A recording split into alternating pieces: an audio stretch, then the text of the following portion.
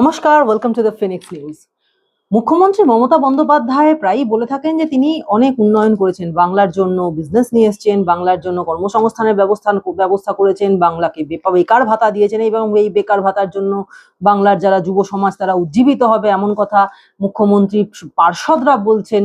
Doctor Shashi Panja এবং চন্দ্রিমা ভট্টাচার্য তারাও বলছেন যে এই যে 1500 টাকা দেওয়া হবে বেকারদের, তাদের নাকি তাতে মনে আশা জাগবে, মানে তো কিছু করবার জন্য উৎসাহ জাগবে এবং এটা নাকি বাম্পার হিট মুখ্যমন্ত্রীর এই বেকার ভাতা।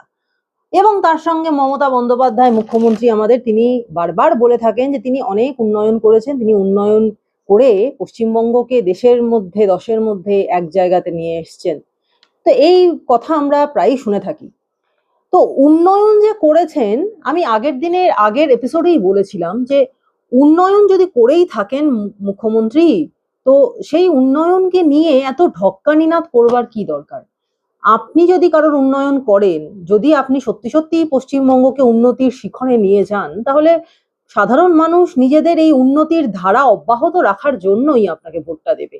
এবং ইলেকশন কমিশনও তো সেটাই চায় যে ফ্রি অ্যান্ড ফেয়ার ইলেকশন হোক, যে এই ফ্রি অ্যান্ড ফেয়ার ইলেকশন হলে পরে কে সত্যি উন্নয়ন করেছে আর কে উন্নয়ন করেনি সে বিষয়টা একদম দুধ কা দুধ পানি কা পানি হয়ে যায়।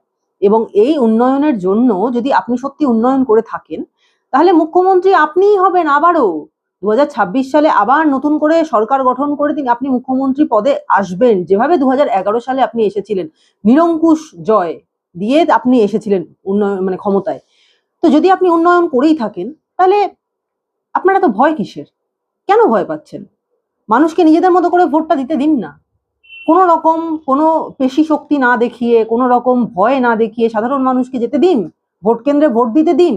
এবং তারপরে দেখুন যে আপনি যে উন্নয়নের ধারা অব্যাহত রেখেছেন, আপনি যে উন্নয়নের কোট আনকোট পাঁচালি পড়ে শোনাচ্ছেন সর্বত্র, এই যে প্রত্যেকটা ওয়ার্ডে ওয়ার্ডে, প্রত্যেকটা জেলায় জেলায়, প্রত্যেকটা শহরের মোড়ে মোড়ে আপনি যে এই উন্নয়নের পাঁচালি শোনো শোনো বন্ধুরা শোনো দিয়া মন বলে পাঁচালি গাইছেন, তো এই পাঁচালি পড়ারই দরকার পড়বে না, সাধারণ মানুষ এমনিই উন্নয়নের জন্য আপনাকে ভোট দেবে। কিন্তু প্রশ্নটা এইখানেই তো হচ্ছে মুখ্যমন্ত্রী মমতা বন্দ্যোপাধ্যায়, যে আপনি সত্যিই কি উন্নয়ন করেছেন? যদি করে থাকেন, তাহলে আপনাকে বিঁধবার জন্য আপনাদের বিরোধী দল এত প্রমাণ কোথা থেকে পাচ্ছে?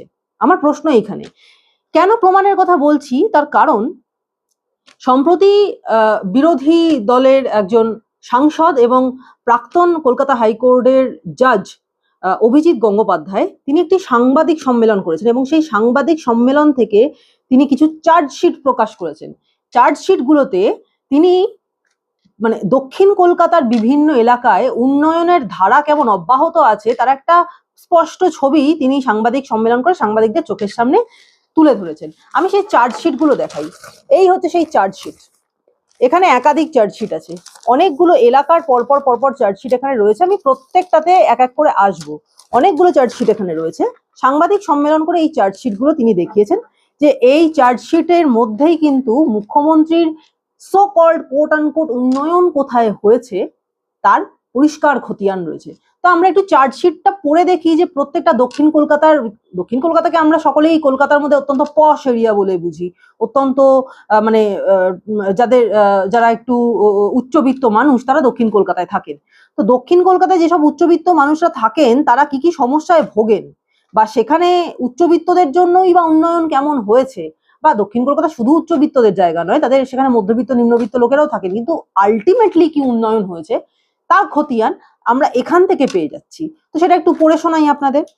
এটা হলো প্রথম চার্জশিট, যেখানে এখানে রাসবিহারী এরিয়ার উন্নয়নের একটা খতিয়ান দেওয়া রয়েছে।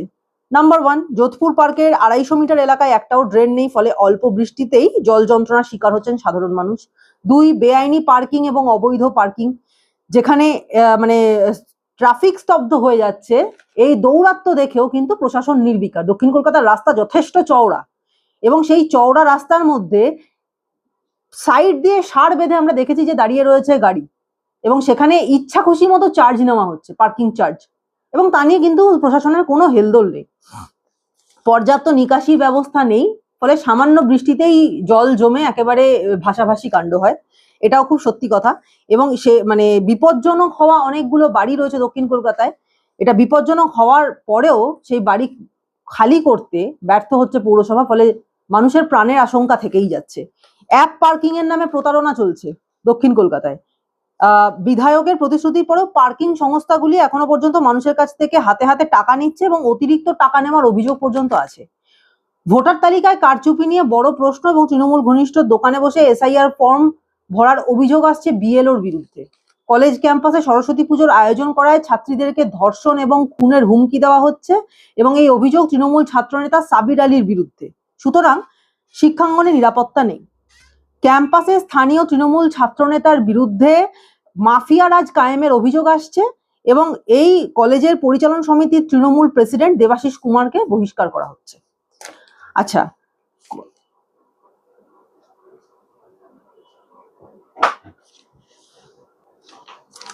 কসবার একজন আইন বিভাগের ছাত্রী কলেজের ক্যাম্পাসের ভেতরে তৃণমূল নেতার দ্বারা গণধর্ষণের শিকার এবং মহিলাদের সুরক্ষা চেয়ে প্রশাসন অপরাধীদের আড়াল করতে বেশি আগ্রহী। কলকাতার মেয়র ফিরহাদ হাকিম সাম্প্রদায়িক উস্কানিমূলক মন্তব্য করছেন, ধর্মাচরণ হওয়ার আহ্বান এবং সনাতন ভাবাবেগে আঘাত করা তৃণমূলের সংস্কৃতি হয়ে দাঁড়িয়েছে। এটা রাসবিহারীর গল্প। এরপরে একটু কলকাতা পোর্টের দিকে আসি। এই হলো কলকাতা পোর্ট, সেখানকার চার্জশিট। মানে এই চার্জশিট নামটা দিয়েছে অবশ্য বিরোধী দল, কিন্তু ঠিক এখানে কি কি রয়েছে, কি কি সমস্যা তারা তুলে ধরেছে, সেই সমস্যাগুলো আমি তুলে ধরছি। যদি কোনোভাবে মুখ্যমন্ত্রীর কাছে বা সংশ্লিষ্ট দপ্তরের মন্ত্রীদের কাছে বিজেপির এই অভিযোগটা পৌঁছয়, সেটা হচ্ছে এবার দক্ষিণ কলকাতার কলকাতা পোর্ট এলাকাতে কি কি রয়েছে। ফিরহাদ হাকিমের অমুসলিমদের দুর্ভাগা বলে মন্তব্য এবং দাওয়াতে ইসলাম, এটা তো আপনারা জানেনই। বিধায়ক ফিরহাদ হাকিম প্রকাশ্যে বলছেন খুব শিগগিরই মুসলিমরা সংখ্যাগরিষ্ঠ হবে। এই মন্তব্যে সনাতনী হিন্দু ধর্মাবলম্বীরা যথেষ্ট কোণঠাসা হয়ে পড়ছে এবং ক্ষতিগ্রস্ত হচ্ছে সামাজিকভাবে। আরজিকর কাণ্ডই আসলে তৃণমূলের দ্বিচারিতা এবং ভণ্ডামির চূড়ান্ত দৃষ্টান্ত, যে রাজ্যে একদিক থেকে পূজিত দেবী মূর্তি, অন্যদিক থেকে মায়েরা এবং মেয়েরা সম্পূর্ণ অসুরক্ষিত। কলকাতার মেয়র ফিরহাদ হাকিমের বিরুদ্ধে হাজার হাজার গ্রুপ সি, গ্রুপ ডি এবং শিক্ষক নিয়োগে কারচুপির অভিযোগ উঠছে। কলকাতা পোর্ট বগবি হাকিমের সাম্রাজ্য এবং সমস্ত অবৈধ কাজ অবাধে হয় এবং আইন শৃঙ্খলা অবহেলিত, এমন কথা এই চার্জশিটের মধ্যে লেখা রয়েছে এবং এটা দাবি করছে বিরোধী দল বিজেপি। 2021 সালে কেন্দ্রীয় বাহিনীর বিরুদ্ধে ফিরহাদ হাকিমের গালিগালাজ এবং দুর্ব্যবহার জাতীয় নিরাপত্তা ব্যবস্থার প্রতি চরম অসম্মান এবং এক বিপজ্জনক দেশবিরোধী মানসিকতার পরিচয়। গার্ডেন রিচে বাড়ি ভেঙে 9 জনের মৃত্যু। ফিরহাদ হাকিমের আমলে রমরমিয়ে চলছে অবাধে বেআইনি নির্মাণ এবং সেই বেআইনি নির্মাণের যে কি দশা হচ্ছে, যে একটি বাড়ি আরেকটা বাড়ির ঘাড়ের ওপর হেলে পড়ছে, ঝুঁকে পড়ছে, যে কোনো মুহূর্তে ভেঙে যেতে পারে। এই বিষয়টা কদিন আগেই টিভিতে এসেছিল, কদিন আগেই আমরা দেখেছি, তা নিয়ে প্রচুর হইচই হয়েছিল, কিন্তু আবার সব ধামাচাপা পড়ে গেছে। মেয়র ফিরহাদ হাকিম এলাকায় একাধিক পানীয় জল প্রকল্পের প্রতিশ্রুতি দিলেও কলকাতা পোর্টবাসী নিত্য জলকষ্টে ভুগছেন। এই হলো কলকাতা পোর্ট। তৃতীয়ত আমরা আসছি মেটিয়াবুরুজে। মুখ্যমন্ত্রী মমতা বন্দ্যোপাধ্যায়ের আমলে ঘোষিত তৃণমূল সরকারের 40.58 কোটি টাকার প্রতিশ্রুত এসএসএইচ এর সোশ্যাল, মানে যেটা এটার যে ফুল ফর্মটা আমি বলে দিচ্ছি, যে social science history association building এবং অক্সিজেন প্লান্ট আজও ফাইলবন্দি এবং কাজটা থমকে রয়েছে। মেটিয়াবুরুজের নিকাশি সংস্কারে তৃণমূল সরকার সম্পূর্ণ ব্যর্থ। দুর্গন্ধযুক্ত নোংরা জল, জল জমার সমস্যা এবং দৈনন্দিন যন্ত্রণা চলছেই। তৃণমূলের বিধায়ক আব্দুল খালেক মোল্লা লিচুবাগান, শান্তিপুর এবং আকরার বস্তি এলাকায় উন্নয়নের প্রতিশ্রুতি দিয়েছিলেন, কিন্তু কাজের কাজ হয়েছে শূন্য। কাজের অভাবে গরিব মানুষগুলো অবৈধ কাজ করতে লিপ্ত হচ্ছে, অপরাধ প্রবণতা লক্ষ্য করা যাচ্ছে এবং হিন্দুদের জন্য তারা সেটা বিপজ্জনক এলাকা হয়ে উঠছে। অর্থাৎ এই বিপজ্জনক কাজগুলো কারা করছেন? মুখ্যমন্ত্রীর অতি প্রিয় দুধেল গাইয়েরা। আর তৃণমূলের অপশাসনে মেটিয়াবুরুজের রাস্তাঘাটের ভগ্নপ্রায় দশা, সেটা মেটিয়াবুরুজ গেলেই আপনারা দেখতে পাবেন। প্রতিদিন যাতায়াত অত্যন্ত ঝুঁকিপূর্ণ এবং দুর্ঘটনা প্রায়ই ঘটে যাচ্ছে। ফুটঘাট এবং বালুঘাট, ফেরিঘাট তৃণমূল সরকারের অবহেলায় সমস্ত নষ্ট হয়ে যাচ্ছে। দৈনন্দিন যাতায়াত এবং সামাজিক অনুষ্ঠানে মানুষ ওই রাস্তাগুলোই ব্যবহার করতে পারছেন না নিরাপদে। তারপরে কর দিয়েও গার্ডেন রিচ এবং মেটিয়াবুরুজের পরিবারগুলো মাসের পর মাস দুর্গন্ধযুক্ত দূষিত জল পান করতে বাধ্য হচ্ছে। এটা প্রশাসনিক ব্যর্থতা ছাড়া আর কিছুই নয়। স্থানীয় কর্মসংস্থান বন্ধ। অভিযোগ, এক তৃণমূল নেতা সংগঠন একাধিক সরকারি হাসপাতালে কর্মী যোগাচ্ছে, ফলে যোগ্য যারা তারা চাকরি পাচ্ছেন না। এটা তো আমাদের রাজ্যের সাধারণ নিয়ম। যোগ্যরা চাকরি পাবেন না, অযোগ্যরাই চাকরি পাবেন, কারণ অযোগ্যরা টাকা দিয়েছেন এবং টাকার দাম সবচেয়ে বেশি। যোগ্যদের মেধার তুলনায় অযোগ্যদের টাকার দাম সবসময় বেশি এই রাজ্যে। সুতরাং যোগ্যরা চাকরি পাবে না, পাবে চাকরি তারাই যারা টাকা দেবে, যারা চটি চাটতে পারবে। সেটা এখানেও তারা বলছেন যে শুধুমাত্র টিচারদের দুঃখ করার কিছু হয়নি, যারা হসপিটালে চাকরি করবার জন্য উপযুক্ত, যারা ওয়ার্ড বয় হতে পারতেন, যারা ভালো নার্স হতে পারতেন, তারা সেসব হতে পারছে না। তার কারণ সেইখানেও তো টাকা দিয়ে সেখানে ঢুকতে হচ্ছে, এবং তারপরে যদি ঢুকতে পারেন, যারাও বা ঢুকতে পারছেন, তারা কতটুকু কি কাজ করতে পারছেন সেটা তো একটা প্রশ্ন চিহ্ন বটেই। কিন্তু স্যালারিটা যা পাচ্ছেন সেখান থেকেও যে কোনো কাটমানি নিচ্ছে না তৃণমূল, তাও কিন্তু খুব একটা জোর দিয়ে বলা যায় না। আচ্ছা, এরপরে আমরা আসছি বালিগঞ্জ। জবাব চাইছে বালিগঞ্জ। কি জবাব চাইছে? ওয়াকফ আইনের বিরোধিতায় দিনের পর দিন পার্ক সার্কাসের রাস্তা অবরুদ্ধ হয়ে রয়েছে। তৃণমূলের মদতপুষ্ট গোষ্ঠীরা হাত দিয়েছে তাতে, মানে এই এর পেছনে হাতটা রয়েছে তাদের, এবং তাতে সাধারণ মানুষের ভোগান্তি চরমে। স্বাভাবিক কথা, পার্ক সার্কাসে প্রায় দিনই কিছু না কিছু নিয়ে এই অবরোধ, এই ঝামেলা, এই মিছিল চলতেই থাকছে। বারংবার পার্ক সার্কাস অবরুদ্ধ করে রাখছে আলিয়া বিশ্ববিদ্যালয়ের পড়ুয়ারা, এবং কোনো ব্যবস্থা প্রশাসন নিচ্ছে না। আইন শৃঙ্খলার অবনতি হচ্ছে। আইন শৃঙ্খলার যে অবনতি হচ্ছে সেটা তো চোখে দেখতে পাওয়া যাচ্ছে, এটা তো নতুন করে বলারও কিছু নেই। ওয়াকফ প্রতিবাদের সময় জনসমক্ষে কলকাতাকে স্তব্ধ করে দেওয়ার হুমকি দিয়েছিলেন। কে দিয়েছিলেন? মন্ত্রী সিদ্দিকুল্লাহ চৌধুরী, তৃণমূল মন্ত্রী। একজন মন্ত্রী হয়ে একটা প্রশাসনিক পদে বসে তিনি বলছেন তিনি কলকাতাকে অবরুদ্ধ করে দেবেন, রাজধানীকে অবরুদ্ধ করে দেবেন। কি অসাধারণ চিন্তা, উচ্চ বিচার। আচ্ছা, অবৈধ নির্মাণের সায় দিয়ে বিরোধী দলের কর্মী এবং স্থানীয়দের হুমকি দিচ্ছেন 65 নম্বর ওয়ার্ডের তৃণমূল নেতা সুশীল কুমার শর্মা। এগুলো আমি বলছি না, এগুলো বলছে বিজেপির সেই চার্জশিট, যে চার্জশিটে কলকাতার, দক্ষিণ কলকাতার একাধিক এলাকাতে কি কি ঘটনা ঘটছে, কি কি উন্নয়ন হচ্ছে, কতটা উন্নয়ন হচ্ছে, এবং কিভাবে মানুষ আনন্দে দিন মানে কালাতিপাত করছে, তার সুন্দর একটা মানে পরপর পরপর পয়েন্ট ওয়াইজ সেই মাধ্যমিকের মানে উত্তরপত্রের মতো করে তৈরি করে দিয়েছে বিরোধী দল। আমার প্রশ্নটা হচ্ছে যে বিরোধী দল যে এই চার্জশিট দিচ্ছে তার উত্তরে শাসক দল কিছু বলুক, সেই জন্যই আজকের এই এপিসোড। কলকাতা বানভাসী হওয়ার 48 ঘন্টা পেরিয়ে যাওয়া পরেও প্রশাসনিক ব্যর্থতায় জেরে বিদ্যুৎহীন হয়েছিল বালিগঞ্জ। তৃণমূল সরকারের প্রতিশ্রুতি সার বেনিয়াপুকুর, তপসিয়া সহ বিস্তীর্ণ এলাকায় বিশুদ্ধ পানীয় জল আকাশকুসুম কল্পনা। বারাসাত এবং পার্ক সার্কাসের বাস উধাও, চূড়ান্ত ভোগান্তি হচ্ছে নিত্যযাত্রীদের। কলকাতা পোর্ট, সেখানে ববি হাকিমের সৌজন্যে, তার সাম্রাজ্য তো তারই সৌজন্যে সমস্ত অবৈধ কাজ অবাধে হয়, এবং আইন শৃঙ্খলা সেখানে স্বাভাবিকভাবে অবহেলিত। এবং পোর্ট অঞ্চল যে চিরকালই প্রচন্ড দুষ্কৃতীদের হাতের তালুর মধ্যে থাকে, সেখানে যে সাধারণ মানুষ স্বাভাবিকভাবে সুস্থ সভ্য জীবনযাপন করতে পারে না, এটা তো অনেকদিন ধরেই দেখা যাচ্ছে, জানাও যাচ্ছে। মানে এটা হচ্ছে একটা এরকম মানে এমন সত্যি যেটা সবাই জানে কিন্তু কেউ বলতে পারে না। তো সেটা সেটা আবার নতুন করে এই চার্জশিটের মধ্যে তুলে ধরেছে বিজেপি। 68 নম্বর ওয়ার্ডের প্রার্থী তনিমা মুখোপাধ্যায়ের বাড়ির বাইরে বোমাবাজি, ভোটের আগে ভয় দেখানোর অভিযোগ। মল্লিক বাজারে ভোটের প্রচারের সময় বিজেপি প্রার্থী লোকনাথ চ্যাটার্জিকে মারধর এবং মহিলাদের শ্লীলতাহানির অভিযোগ তৃণমূলের বিরুদ্ধে।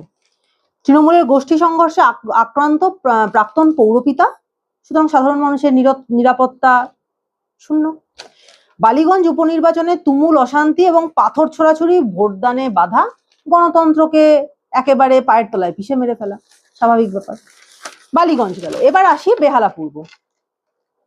115 নম্বর ওয়ার্ডে তৃণমূল কাউন্সিলর রত্না সুরের নেতৃত্বে চরম জলকষ্ট, তৃণমূলের ব্যর্থতার জেরে পাইপলাইন আজও মেরামত হয়নি। 122 নম্বর ওয়ার্ডে তৃণমূল কাউন্সিলর সোমা চক্রবর্তীর তত্ত্বাবধানে চার্চের বিরুদ্ধে বেছে বেছে দলিত এবং জনজাতিদের জোর করে ধর্মান্তরিত করা হচ্ছে, এবং তাতে এই তদন্তে প্রশাসন একেবারে উদাসীন। 144 নম্বর ওয়ার্ডে এমজি রোডে তৃণমূল কাউন্সিলর শেফালি প্রামাণিকের অধীনে রাজনৈতিক মদতে একের পর এক অবৈধ নির্মাণ, এবং জায়গাটা মৃত্যু ফাঁদে পরিণত হচ্ছে। খাল বুঝে জল জমার সমস্যা বহুদিন ধরেই বেহালার একটা সাধারণ সমস্যা, এবং 116 নম্বর ওয়ার্ড জুড়ে তৃণমূল কাউন্সিলর কৃষ্ণ সিংহের তত্ত্বাবধানে এই খালটা বুঝে জল জমার সমস্যা থাকার পরেও কোনো রকম কোনো তার সলিউশন নেই। 117 নম্বর ওয়ার্ড তৃণমূল কাউন্সিলর অমিত সিং এর নেতৃত্বে আবর্জনার স্তূপ, এবং স্থানীয়দের অভিযোগকে পাত্তাই দেয় না পৌরসভা, দুর্গন্ধে অতিষ্ঠ এলাকাবাসী। যাওয়ার সময় দেখতেই পাবেন যে রাস্তার একবারে অধিকাংশ এলাকা জুড়ে ভ্যাটের যে ময়লা সেগুলো কিভাবে এগিয়ে আসছে, এবং যখন বৃষ্টি বাদল হয় বেহালার অবস্থা বৃষ্টিতে যে কি অবস্থা হয় সেটা আমরা সবাই খুব ভালো করে জানি। সুতরাং বৃষ্টির সময় সেই ময়লাগুলো যখন জলের সঙ্গে ভেসে আসে তখন সাধারণ মানুষের কি ভোগান্তি হয় সেটা তো বলাই বাহুল্য। কিন্তু তৃণমূল নেতারা বা তৃণমূলের যারা হেভিওয়েট লোকজন তারা এই সমস্ত বুঝবেন না। তার কারণ তারা তো গাড়িতে যাতায়াত করেন, সাধারণ মানুষের মতো বাসে, ট্রামে, ট্রেনে, রাস্তায় পায়ে হেঁটে চলাফেরা করার তো অভ্যাস তাদের নেই। সুতরাং তারা বুঝবেন কি করে যে এই অসুবিধাগুলো কতটা বড় অসুবিধা। 122 নম্বর ওয়ার্ডে তৃণমূল কাউন্সিলর সোমা চক্রবর্তীর অধীনে আবর্জনায় বুজে গেছে জলাশয় এবং মশার উপদ্রবে টেকা দেয় সংস্কারের কোনো উদ্যোগই নেওয়া হচ্ছে না। 120 নম্বর ওয়ার্ড তৃণমূল কাউন্সিলর ছন্দা সরকার নির্লজ্জভাবে ঘুষ নিচ্ছেন, সেই ভিডিও প্রকাশ্যে এসেছে। চড়কতলায় 116 নম্বর ওয়ার্ডে তৃণমূল কাউন্সিলর কৃষ্ণ সিংহের নেতৃত্বে তৃণমূলের গোষ্ঠী সংঘর্ষ, সাধারণ মানুষ ঘরবন্দি, বেহালা জুড়ে সিন্ডিকেট রাজ। এসএসসি দুর্নীতিতে লেনদেনে জড়িত থাকার অভিযোগ 122 নম্বর ওয়ার্ডে তৃণমূল কাউন্সিলর সোমা চক্রবর্তীর বিরুদ্ধে এবং ইডির জিজ্ঞাসাবাদের ফলে শাসক দলের পৌরমাতা এখন ইডির সামনে পড়েছেন, ইডি এখন তাকে টার্গেট করেছেন। বিশুদ্ধ জলটুকু পর্যন্ত সরবরাহ করতে ব্যর্থ তৃণমূল সরকারের প্রশাসন এবং পর্ণশ্রীতে 131 নম্বর ওয়ার্ডে তৃণমূল কাউন্সিলর রত্ন চট্টোপাধ্যায়ের অধীনে কলেরায় আক্রান্ত হচ্ছে বাচ্চারা। বেহালা পূর্ব হলো, এবার আসি বেহালা পশ্চিমে। 125 নম্বর ওয়ার্ডে পার্ষদ ছন্দা সরকারের অধীনে তৃণমূল সরকারের অপদার্থতায় বেহালা পশ্চিমের বিভিন্ন এলাকায় রাস্তার অবস্থা বেহাল।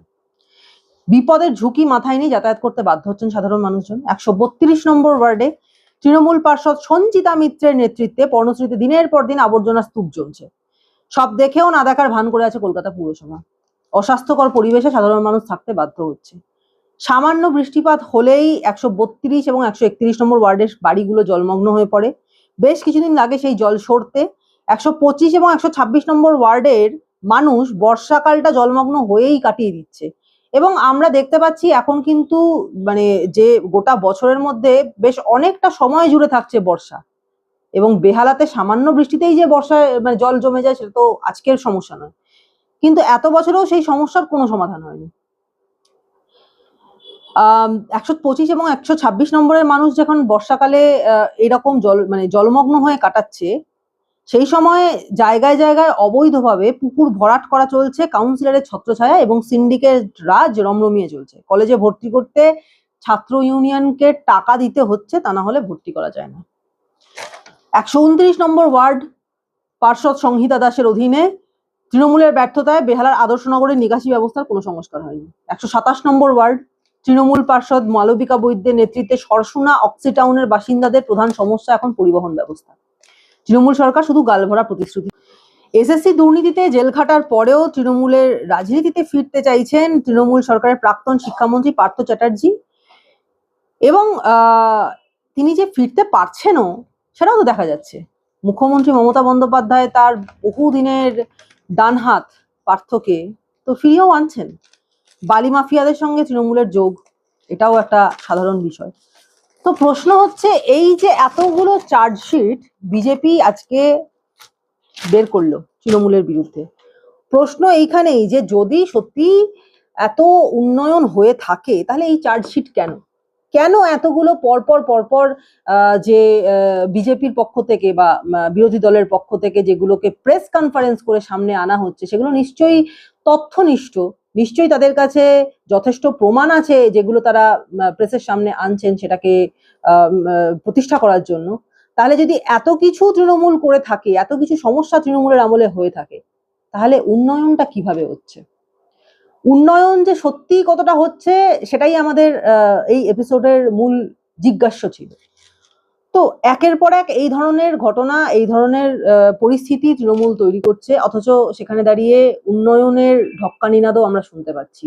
আমরা আমাদের নিজেদের এলাকাতে যদি একটু চারদিকে তাকিয়ে দেখি, আমরা দেখতে পাবো যে রাস্তার ধারে যে ফুটপাত সাধারণ মানুষের চলার জন্য, সেই ফুটপাতগুলো পুরোপুরি বন্ধ, সেখানে কোনো মানুষ চলতে পারে না, কারণ ফুটপাতের ম্যাক্সিমাম এরিয়াটা ফুটপাতের পাশের যে যে দোকানগুলো নিজেরা দোকান কিনে তারা করেছেন, তারা নিজেদের মাল দিয়ে ভরিয়ে রাখছেন, অথবা নতুন করে যে সমস্ত ছোট ছোট স্টল বসছে তারা নিজেদের চেয়ার টেয়ার দিয়ে নিজেদের জিনিসপত্র দিয়ে ভরিয়ে রাখছে। ফলে মাঝখান থেকে যে ফুটপাত থেকে অন্তত 3 জন বা 4 জন লোক পাশাপাশি হেঁটে যাওয়ার মতো বড় চওড়া ফুটপাত, সেই ফুটপাত থেকে একজন মানুষও কষ্ট করে যেতে পারেন প্রায় ধাক্কাধাক্কি করে।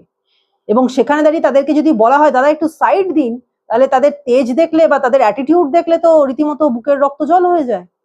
তার কারণ তাদের মাথার উপরে তৃণমূলের সমস্ত বড় বড় নেতা মন্ত্রীদের হাত রয়েছে, এবং তারা নিজেরাও ওই যে জায়গাটা দখল করেছেন ফুটপাতে, সেটাও কিন্তু কিনেছেন। অর্থাৎ সরকারি জায়গা, সরকার কারা? সরকার মানে কি তৃণমূল? অবশ্যই না। সরকার মানে তো সাধারণ মানুষ। সাধারণ মানুষ সরকার প্রতিষ্ঠা করে নিজেদের প্রতিনিধি হিসেবে একজনকে বসায় মসনদে, যে আপনি আমাদের সুখ সুবিধা স্বাচ্ছন্দ্য সমস্তটা দেখবেন।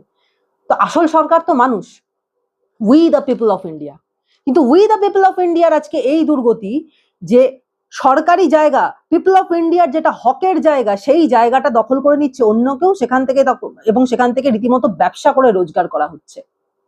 এইটুকু শুধু নয়, উই দ্য পিপল অফ ইন্ডিয়ার আরো অনেক দুর্গতি আছে। কিরকম দুর্গতি? মেধার ভিত্তিতে চাকরি পাচ্ছেন, অথচ সেই চাকরি কেড়ে নেওয়া হচ্ছে এবং তাদেরকে দেওয়া হচ্ছে যারা টাকার ভিত্তিতে চাকরি পাচ্ছেন। তার কারণ টাকা বড় বালাই। টাকা নিয়ে তারপরে যদি চাকরি দিতে না পারেন তাহলে তো বিপদ অনেক বেশি। এবং সেই কারণে আজকে যে সমস্ত ছেলেমেয়েরা নিজেদের ব্রেন দিয়ে পশ্চিমবঙ্গে কিছু চাকরি করার ব্যবস্থা করছিলেন, চেষ্টা করছিলেন, এসএসসি বা স্টেট বা কলেজের পরীক্ষাগুলো, নেট সেট এই সমস্ত দেওয়ার জন্য তারা তৈরি হচ্ছিলেন, তারা আজকে কোথায় দাঁড়াচ্ছেন না বেকার ভাতার লাইনে। 1500 টাকা বেকার ভাতা নিতে সব এমএ পাস, এমএসসি পাস যুবকেরা যুবতীরা তারা দাঁড়াচ্ছেন, যারা সদ্য হয়তো চাকরি হারিয়েছেন, এসএসসির চাকরি হারিয়েছেন, এসএসসির পাওয়া চাকরি এত বছর ধরে করার পর সেই চাকরি হারিয়ে এখন এসএসসি বেকার ভাতার লাইনে দাঁড়াচ্ছেন।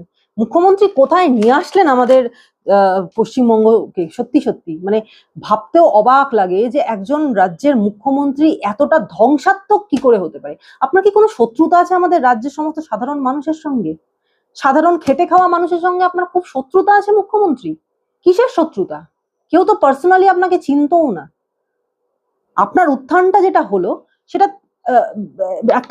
একটা হারমাদ গোষ্ঠী, অর্থাৎ বামেদেরকে আপনারা তখন হারমাদ নাম দিয়েছেন, এবং এই হারমাদ গোষ্ঠীকে সরিয়ে সুশাসন আনার লক্ষ্যে আপনার উত্থান হয়েছিল, এবং সেই উত্থানে আপনাকে সাহায্য করেছিল যে জনতা জনার্দন। আজকে তাদেরকেই আপনি হাড়ি কাটে চড়িয়ে বলি দিচ্ছেন।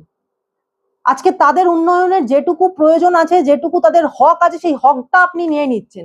তাদের উন্নয়নের জন্য, তাদের সংস্কারের জন্য, তাদের স্কুল থেকে, অফিস থেকে, হাসপাতাল থেকে, প্রত্যেকটা ক্ষেত্রে সংস্কারের জন্য যে টাকা পয়সা কেন্দ্র থেকে আসছে, কেন্দ্র থেকে যে প্রকল্প আসে, সেই প্রকল্পের টাকা আপনারা নিয়ে নিচ্ছেন, নিজেদের মধ্যে ভাগ বাটোয়ারা করে নিচ্ছেন, অথচ কাজের কাজ কিছুই হচ্ছে না, শুধু নীল সাদা রং, আর কিছুই নেই। আজকে হাসপাতালগুলোর সামনে ঝাঁ চকচকে গেট দেখে কে বলবে যে হাসপাতালের ভেতরে কুকুর বেড়াল ঘুরে বেড়াচ্ছে, মানুষ মাটিতে শুয়ে রয়েছে একটা বেড না পেয়ে, এবং একটা বেড পাওয়ার জন্য রীতিমতো 10,000 15,000 টাকা করে দিতে হচ্ছে সেখানকার দালালদের।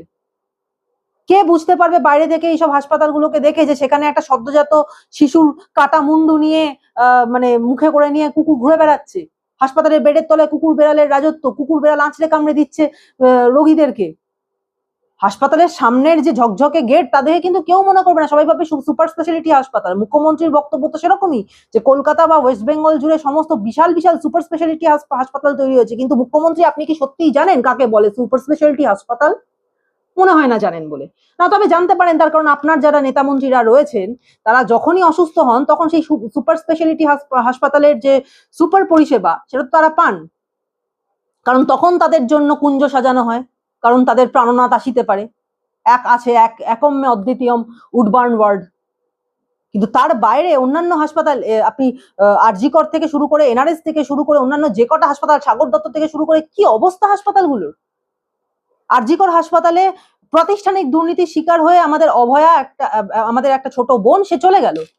আজ পর্যন্ত সে কোন রকম তার বিচার পেল না, এবং আমরা কেউ, কোনো মানুষ, কোনো শুভবুদ্ধি সম্পন্ন, জ্ঞান সম্পন্ন মানুষ এটা মানতে বাধ্য নই যে অভয়াকে শুধুমাত্র ওই একটা লোক, সঞ্জয় রায়, যে নাকি ঠিক মতো কথা বলতে পারছে না, ঠিক মতো দাঁড়াতে পারছে না, যার ঠিক মতো কোনো জবানবন্দি নেই, সে নাকি একা ওকে মেরেছে।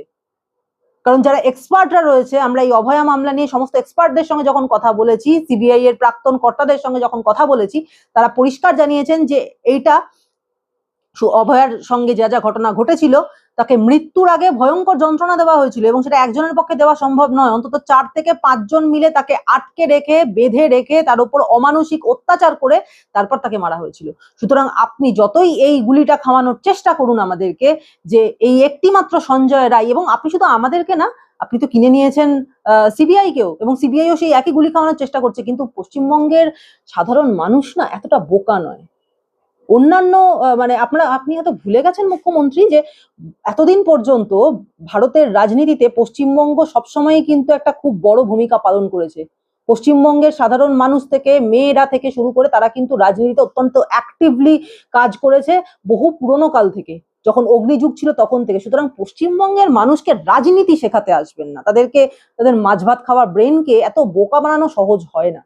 সুতরাং আপনি যতই বলে থাকুন যে অভয়া মামলাতে অভয়াকে খুনের ক্ষেত্রে এই একজনই মাত্র দায়ী, এটা আমরা কেউ মানছি না, কেউ মানবে না, কোনো শুভবুদ্ধি সম্পন্ন মানুষ তারা মানবেই না যে এই একটি মাত্র কালপ্রিট সঞ্জয় রায়, সে নাকি অভয়াকে খুন করেছে। সুতরাং অভয়া আজও বিচার পায়নি, সেই বিচার এখনো পর্যন্ত পাওয়া বাকি রয়েছে, এবং সেই কারণেই আজকে অভয়াও লড়ছে, এবং যারা যারা যে সমস্ত নির্ভীক সাংবাদিকরা কাজ করছেন অভয়ার সঙ্গে, অভয়ার মা বাবার সঙ্গে পাশে থেকে, তারাও লড়ছেন যে অভয়া একদিন যদি বিচার পায় তবে সেদিন তারা সেলিব্রেট করবে, আবার নতুন করে রাত দখল হবে সেলিব্রেশনের জন্য, যে অভয়া তোমাকে আমরা বিচার দিতে পারলাম।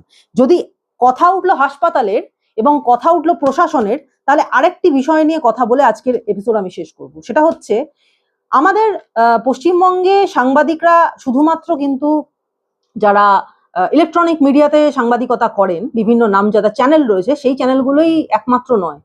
বর্তমানে মোজো অর্থাৎ মোবাইল জার্নালিজমেরও কিন্তু যুগ, এবং বেশিরভাগ ক্ষেত্রে মোজো জার্নালিস্টরা এমন অনেক খবর বের করে আনেন যেগুলো হয়তো অনেক বড় বড় হাউসের সাংবাদিকরাও পারেন না করতে, কারণ তারা একটা ছোট্ট মোবাইল নিয়ে যেখানে সেখানে ঢুকে যেতে পারেন, এবং সেখান থেকে গিয়ে তারা মানে নানা রকম খবর, খুব গুরুত্বপূর্ণ খবর কিন্তু নিয়ে আসতে পারেন, স্টিং অপারেশন করতে পারেন।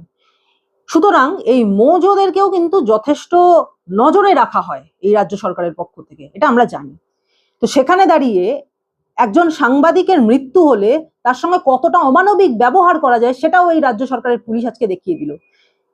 আমাদেরই এই রাজ্যের একজন সাংবাদিক, বাঁকুড়া থেকে আসা একটি ছেলে, তার নাম অরবিন্দ নায়েক তার নাম। তো সেই ছেলেটি যখন সাংবাদিকতা করতে এসেছিল প্রচন্ড স্ট্রাগল করেছিল, এবং বিভিন্ন ছোট ছোট পোর্টালে বিভিন্ন জায়গাতে সে সাংবাদিকতা করতো। আকস্মিকভাবে তার মৃত্যু হয়েছে, এবং তার মৃত্যু এখনো পর্যন্ত তদন্তাধীন, পোস্টমর্টেম করা হয়েছে, এখনো রিপোর্ট পাওয়া যায়নি। কিন্তু যেটা দুঃখের বিষয়, যে অরবিন্দ অত্যন্ত খাটনি করে কাজটা করতো, প্রচুর মানুষের সঙ্গে যোগাযোগ ছিল, অত্যন্ত হাম্বল একটা ছেলে ছিল, এবং আমরা সাংবাদিকরা ওকে ব্যক্তিগতভাবে যতটুকু চিনতাম, সে ছেলেটি অত্যন্ত পরিশ্রমী ছিল এবং সৎ ছিল, এবং সেই কারণেই রাজ্য সরকারের একাধিক দুর্নীতির বিষয়ে গলা তুলে প্রতিবাদ করতে তার একটুও অসুবিধা হয়নি, ভয়ও পায়নি। একটা জেলার একটা প্রত্যন্ত গ্রাম থেকে কলকাতায় এসে দাপিয়ে সাংবাদিকতা করা কিন্তু খুব একটা সহজ ছিল না অরবিন্দর পক্ষে।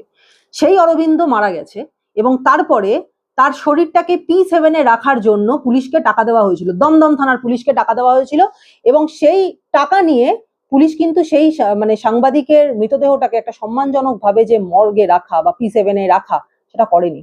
কি করেছে, তাকে একটা ম্যাটাডোরের মধ্যে খোলা অবস্থায়, গায়ে একটা চাপা পর্যন্ত দেওয়া হয়নি, তার মানে যে পরনের পোশাক আশাক সেগুলো অবিন্যস্ত ছিল, সেই অবস্থাতে তাকে সারা রাত্রি দমদম থানার সামনে ওই গাড়ির মধ্যে রেখে দিয়েছে, খোলা অবস্থায় একটা মৃতদেহ। আজকে না হয় সে মৃতদেহ হয়েছে, কিন্তু তার তো একটা সম্মান ছিল, একজন মৃত মানুষের সম্মান থাকে, এবং সবচেয়ে বড় কথা সে সাংবাদিক ছিল, সেই সাংবাদিকের সম্মানটুকু পর্যন্ত রক্ষা করা হয়নি, তাকে যেমন তেমন করে রেখে দেওয়া হলো। পরের দিন সকালে তাকে পাঠিয়ে দেওয়া হলো পোস্টমর্টেমের জন্য সাগর দত্ত হাসপাতালে, এবং সেখানে গিয়ে যখন হিন্দু সেনার যারা প্রতিনিধিরা রয়েছে তারা যখন এই বিষয়টা নিয়ে প্রতিবাদ করলো, তখন একটা পাওয়া গেল ট্রলি, যেখানে তাকে নিয়ে যাওয়া হলো, কিন্তু তখন তো তাকে পোস্টমর্টমের জন্য নিয়ে যাওয়া হচ্ছে, কিন্তু গোটা রাত্রিটা তাকে একটা বেওয়ারিশ লাশের মতো ফেলে রাখা হলো।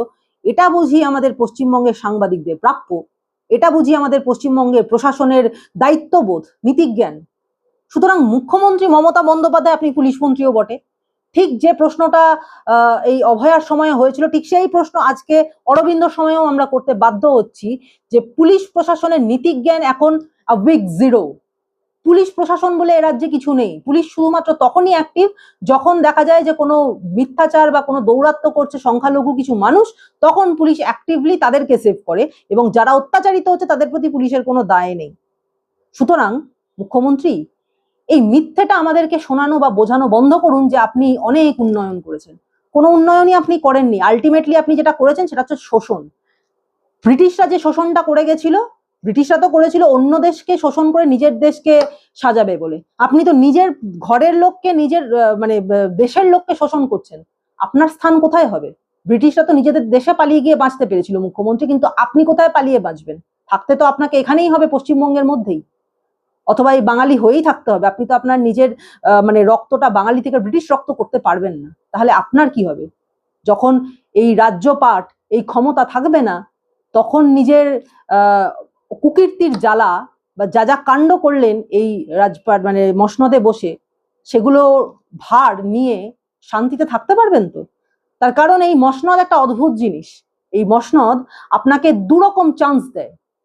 একজন সেরা রাজা বা সেরা শাসক বা প্রশাসক হওয়ার চান্স দেয় আপনাকে, যে আপনি সাধারণ মানুষের মণিকোঠায়, মনের মণিকোঠায় আপনি চিরভাস্বর হয়ে থাকুন। ইতিহাস আপনাকে স্মরণ করুক, যেমন ইতিহাস স্মরণ করে চন্দ্রগুপ্ত মৌর্যকে, যেমন ইতিহাস স্মরণ করে ধর্মাশোককে, অথবা ইতিহাস স্মরণ করে রাজা পুরুকে। সেরকম ভাবেও একটা চান্স আপনাকে দেওয়া হয়, যে আপনি যখন একটা মসনদে বসতে পেরেছেন, তখন সেই মসনদে বসে আপনি ঠিক কিভাবে শাসন করবেন, মানুষের মধ্যে কিরকম ইম্প্যাক্ট ফেলবেন, সেটা আপনাকে ঠিক করতে হবে। কিন্তু আপনি ধননন্দ হতে চান, অথবা আপনি অরঙ্গজেব হতে চান, এটাও যদি হতে চান, তাহলে সেই স্বাক্ষরও কিন্তু ইতিহাসের মধ্যে থাকবে। এবং সেই দিন যদি হয়, সেরকমই যদি হয়, তাহলে ইতিহাস কোনোদিন আপনাকে ক্ষমা করবে না, সাধারণ মানুষও আপনাকে ঘৃণার চোখেই দেখবে। এবার আপনি ঠিক করুন মুখ্যমন্ত্রী, যে আপনি কি হতে পেরেছেন? ধননন্দ হতে পেরেছেন, বা অরঙ্গজেব হতে পেরেছেন, নাকি চন্দ্রগুপ্ত মৌর্য হতে পেরেছেন, বা রাজা পুরু হতে পেরেছেন? এই বিচারের ভার শুধু আপনার নয়, আপনি ভাববেন পরে, কিন্তু এই বিচারটা করবে বাংলার সাধারণ মানুষ 26-এর ভোটে। এবং 26-এর ভোটে যখন আপনার হারটা হবে মুখ্যমন্ত্রী, তখন আপনি না হয় সেই সম্রাট শাহজাহানের মতো ওই আপনার যেরকম তাজমহল তৈরি করেছিলেন এবং চোখের জলে ভাসতেন, ঠিক আপনি সেই রকম ভাবে নবান্নর দিকে তাকিয়ে চোখের জল মুছতে মুছতে ভাববেন যে অরঙ্গজেব না হয়ে যদি চন্দ্রগুপ্ত মৌর্য হবার চেষ্টা করতাম, তাহলে হয়তো জীবনটা অনেক বেশি শান্তির হতে পারতো।